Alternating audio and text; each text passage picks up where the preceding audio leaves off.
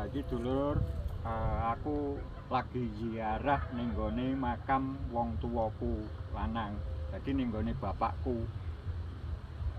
Iki lek wong Jawa lho kaya aku niki ya lek ziarah nang gone makame wong tuwa barang niki ya nggo kembang.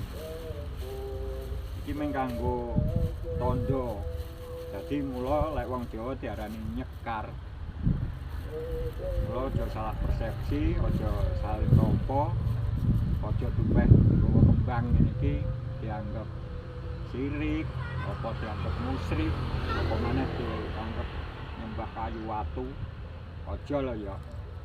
Jadi memang lek wong Jawa ya kirim donga nang gone kuburane wong tuwa ngene iki ya wis ngene iki carane. Lah iki lho wong tuwa iki sing ngenekne awake dhewe kabeh.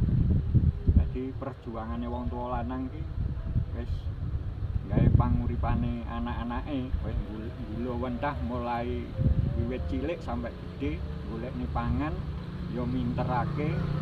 Jadi perlu diuli-uli. Arane dihormati iki dihormat. Dadi sing jek waras-waras iki hormat nang ngene suwargine bapake iki. Dadi aja salah persepsi kaya ngene iki. Dadi leleke ziarah nang makam ado-ado kae hanya mek pimpinan kae nyanggone pimpinan. Lelek iki tokohe ora trimo pimpinan, iki sing gula wentah awake dhewe.